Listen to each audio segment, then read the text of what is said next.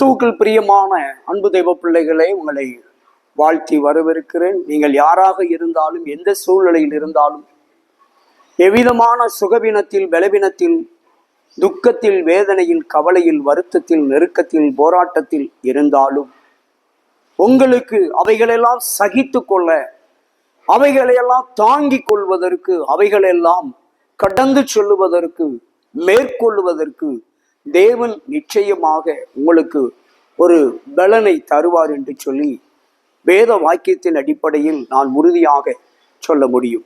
ஏனென்றால் தாவீது இப்படியாக சொல்லுகிறார்.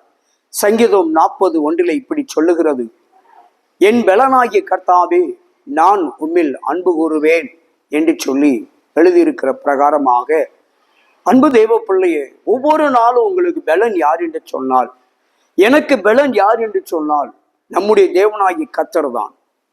பவுலை பார்த்து கர்த்தர் சொன்னார், உன் பலவீனத்தில் என் பலனோ பூரணமாய் விளங்கும் என்று சொன்னார்.